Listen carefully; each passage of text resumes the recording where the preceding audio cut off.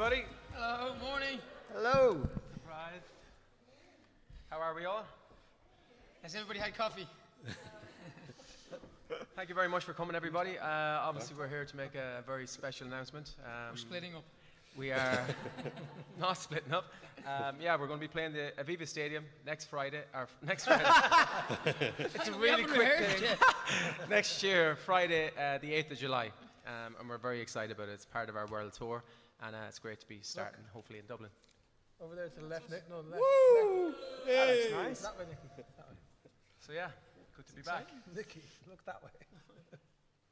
Okay, guys, so listen, thanks very much. So what we're going to do is we'll go straight to the floor if anyone wants an opportunity to ask questions. I think Catherine Mason has some roaming mics that we'll take a couple of questions. Okay. Hi, Catherine. Hi, Catherine. Hi, Catherine. It's a reintroduction after 2 years to everyone here, I think. Yes. Actually, as a matter of fact, the last press conference that I actually did was with the guys to announce Parky Queeve in Cork, which were 2 shows that sold out right away. So, we're really looking forward to this stage at the Aviva Stadium. Okay, we'll take the first question. Hi, Thank guys. Trina Maher from Ireland's Classic Hits. I suppose, when you're announcing a big gig like this, it's been a long time since you've even had to face the media. And we're all feeling nervous back to work. Even today, I couldn't work my equipment. So how does it feel for you? Or is it just such, kind of second nature to you now that you don't mind doing these kind of things? To be honest, Trina, it's we were just talking about this upstairs, and before we got here today, I mean, this is a momentous occasion, I think, for all of not necessarily the show, but this morning to be able to announce the show. From considering where we've all been and what we've all been up to for the past couple of years, it just feels so positive that we're moving forward and we're getting to a place, particularly for the Irish music scene, and that shows can come back. I mean, this is a big show. It's outdoors. Obviously, it's 40, 50,000. But even if it was smaller, the fact that we're getting back on stage, we're getting back into rehearsals, that normality is resuming. It makes us feel, for everybody, brilliant. For our families, for ourselves, it's everything rolled into one. We've all been, all of us. We've all done enough gardening and lockdown and 2K walks that we can do. So to be able to go back to a show. Live show like this is phenomenal, and even we were again talking about this. It will be over 3 years, over 1,000 days since we did Croke Park in 2019 on the reunion tour. So, and even at that show, it was families and it was hen nights and stag nights and kids and adults. It was a real family ticket. So, and someone recently said to me, "You're a heritage band." And that broke our hearts. But at the same time, what it does is it gives a huge demographic of people coming to the show. So we're just so delighted. We can't wait to get into rehearsals and stuff already. Okay, thank you. We'll take a question from the back. Hi lads, Paul Quinn from Virgin Media News. As a fellow Sligo lad, just want to say well done. Cheers, Paul. Proud day for the parish. What's your message to fans? Because, you've been around a good while now. So, you'll have older fans, younger fans. What's that message to fans today, I suppose, to come out and support you, and how grateful you are for that support? I think, as Nicky just said there, this is bigger than, I suppose, all of us really. This moment, it is a Westlife moment, but it's also much bigger than that. We're all delighted that the hotels up and down the country for all these gigs, we're all delighted that the staff in those hotels, the restaurants, all the additional workers and people that the music industry getting back into action is going to sort of reactivate their lives, their careers. As I say, it's much bigger than us. Everyone's back at work now. It's very exciting. We've kind of kept sort of frustratingly quiet throughout everything because we sort of didn't want to do anything until we knew that it was safe and right, and putting on the type of gigs that we're lucky enough to be able to put on is kind of, it's not easy to put them on. You can't just put them on overnight, it takes months and months or years of planning and stuff. So we've been frustrated to not be able to play throughout, as some acts have and everything, but we're just really excited now to finally be able to celebrate everyone being back together, and that's what this whole tour and our new album is about. It's kind of just one big sort of celebration and focusing on the positivity of what's happening. But as I say, this is, as we all know, we're all part of the entertainment industry, whether it's the bands on the stage or the media or the people that literally sell the beers and the hot dogs or whatever at the gigs. Even the people that sell the fake merchandise. No, I'm joking. But you know, it's more than just us announcing a gig. This is a whole industry. It's the whole country coming back to life. And the entertainment industry it's a luxury in a way to go to a gig, but at the same time, it's part of our heart and soul as people in Ireland to go to gigs and concerts, whether it's listening to somebody playing a fiddle in a pub or going to Aviva to see Westlife or whatever. And I'm excited just as an Irish person to see this happen and to kind of think we're sitting here, this is real. And a few months ago, we didn't know if we would be here. And so it's just very exciting for everybody. It's not our moment, you know, it's everybody's moment. And I can't wait to see the faces on the people back at gigs, you know what I mean? And to see them enjoying themselves in a way that we all were kind of scared. We wondered, are we ever going to do it, or when will that happen, you know? Thank you. And just to put it into context, like even the shows, the 2 sold out shows in Cork, 70,000 people, they're worth actually 34 million to the local economy, just in terms of tourism, the boost. And to be honest with you... And we only get 32 million of that, right? That's what he's been saying all morning. And I mean, to be honest with you, a lot of you would know we've been campaigning for the return of the live sector, and it's brilliant to be able to stand here in front of you.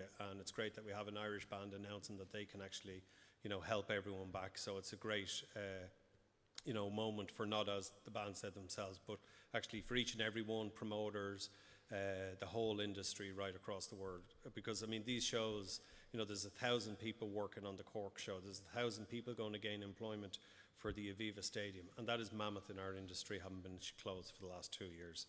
Okay, so we'll take the next question. Actually, the average ticket sale was 4 tickets. So people actually go to a Westlife show, they actually purchase 4 tickets, which is above the norm. So it just shows you that actually it's families, it's groups, and people going to enjoy it, which is more than the average. So it just shows and spans their career as well, that people have grown up and loved and still continue, you know, to go to the shows. So we'll take the next question then. Hi guys, Jade from VIP Magazine here. Congratulations Jade. with everything. Thank you. We often see bands and singing groups get to their success and then go their separate ways, and we don't hear from them all together again. What is the secret, do you think, of working together after all these years still perfectly and successfully? I don't think it's all perfectly. You know, in any relationship you have your ups and downs, but what worked well for us, I think, was the break we had in 2012 for 7 years. We all went off into different things, and then the reunion, you know, we all decided to come back and give it one more shot. And I think when you do something like this since you were 19, you just, you know, you love it. We've enjoyed every part of it. We've had ups and downs. We've had records that have done really well. We've had, you know, some that haven't done so well. One of the big things was our family, you know, seeing our parents, you know, and those, you know, who are still around to still see what we do. Our children now coming through to see, you know, their daddies on stage, doing that. All those little nuggets and things that have happened through the years, I think, has brought us really close together as a bunch of lads and friends and family in that respect. So that's the special part. But then you're always trying to make the next song better. You're always trying to make the next album better. Lockdown, this, you know, obviously during the pandemic proved difficult for us, like everyone. We made an album from home with a mobile studio that traveled around, which was interesting. So that album was obviously coming out in November. It just, you know, all those little things keep you going. But like anything, you gotta dig deep and find new ways to make things special all the time. Okay, we take the next question over. Hi, Louise from UTV. Guys, you have such a huge fan base in Ireland, and you know they've supported you throughout the years. How does it feel to be able to put on such huge concerts? You have thousands of fans coming to see you, and just a message to those fans in the Northern Ireland and, you know, the rest of Ireland. Honestly, it feels pretty. It's mad, you know. I mean, I think when we came in here this morning and, you know, we were stood up on one of the boxes looking out in the stadium, to think that we're going to fill this with Westlife fans, or hopefully fill it with Westlife fans, you know, after 23 years in the industry is pretty crazy. And, you know, I think as Nicky touched on something there about our children and children growing up, you know, like my oldest is 9 now, and it's only now that he's starting to go, oh, Westlife, right, okay, yeah. So I get it now. And then looking at concerts, and he's, you know, the questions are coming in like mad from him, and it's kind of, sometimes I almost feel like he's talking about somebody else, you know. I think we all kind of feel that.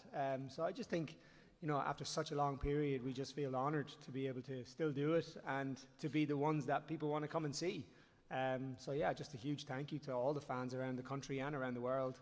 I remember when we played the reunion shows in Croke Park, we had people from all around the world flying in, and hopefully next year this will be no different, you know. Thank you. And just to add to that, this has been streamed globally, so we're also being joined by all over the world, and they're also the UK are announcing all their dates simultaneously with ourselves here as well. And there is one thing which you should know is that, you know, the band are the only band apart from U2 to ever sell out Wembley Stadium, which is an enormous feat. So congratulations, lads, on that. Thank you. Okay, we take the next question.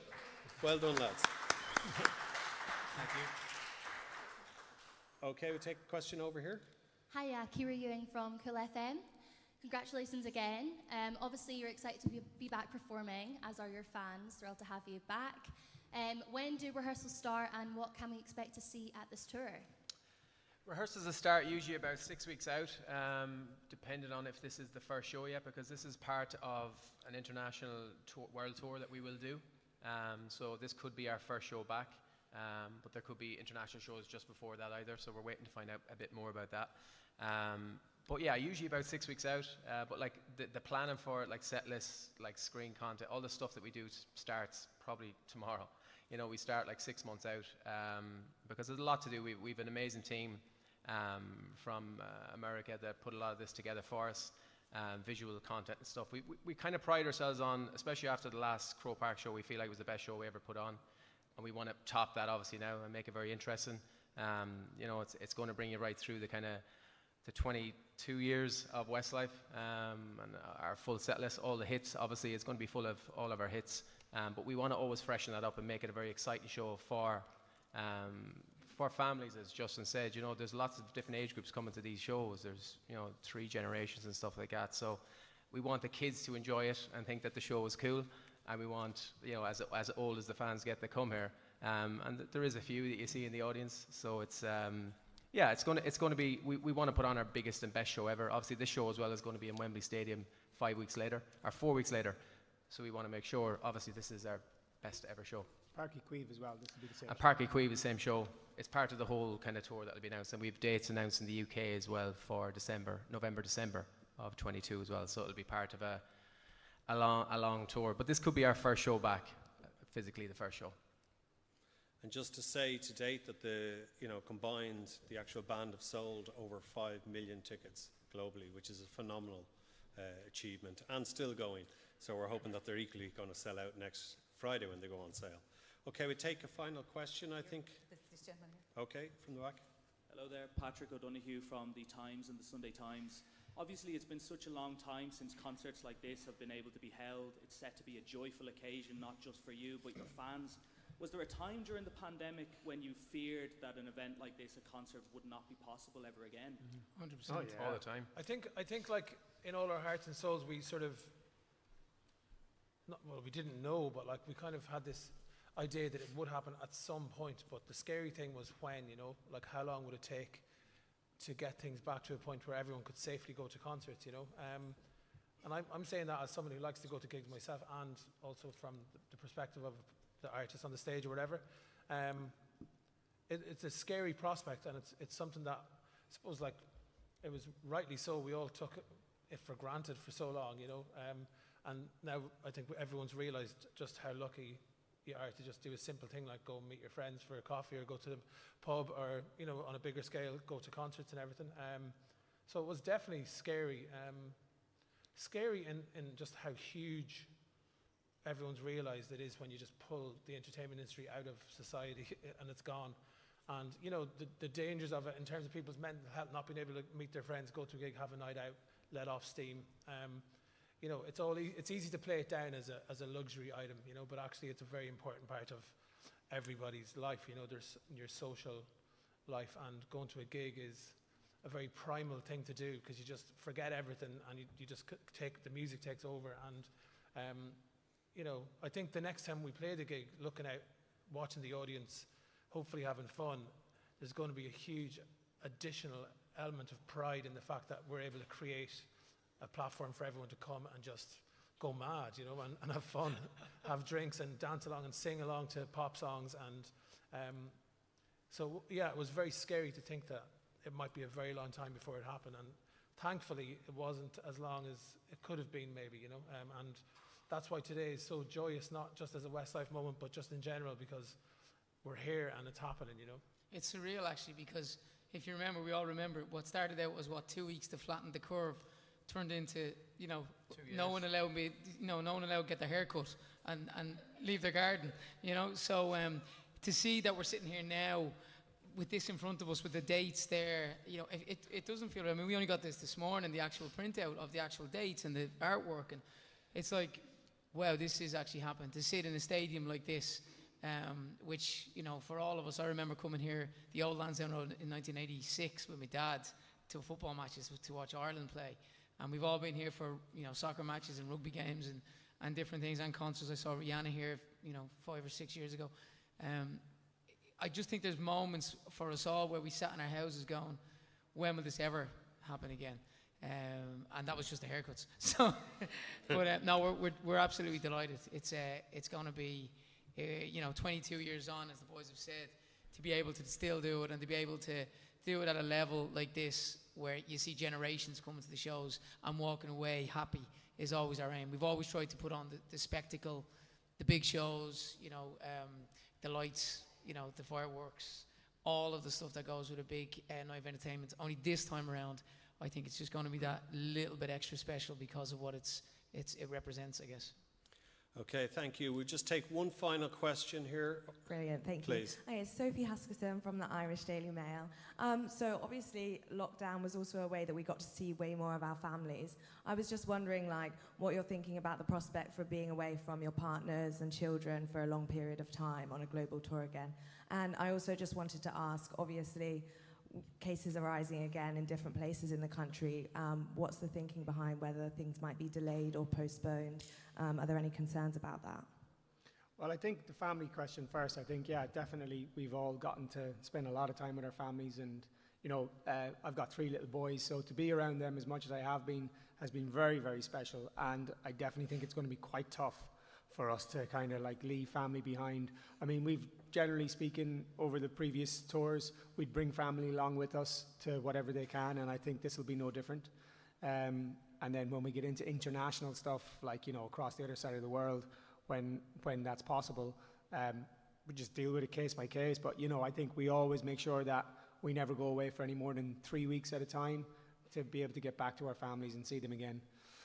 And then as far as the cases rising and all that, I mean, you know, obviously the best thing that we can say about that is that we're going to follow government guidelines, just like we are here today. When it comes to the shows, hopefully the world, I think government are saying there's no going backwards, so hopefully that's going to continue that way, and I think that's why we felt confident to be able to do what we're doing today. And you know, come next summer, hopefully we'll all be living in a world where COVID, I'm sure, won't be a thing of the past, but it will certainly be a thing of, you know, you remember how bad it was, and we'll be in a better place, you know. So fingers crossed. That's all we can do. Okay, thank you. Well, speaking of rugby and football, the FAI and the IRFU heard you're all coming today. So very good. Thank you. You can pass them along there. Your name's on the back. So they want to, so as soon as the football did it, but the rugby had to do it as well. Who was first?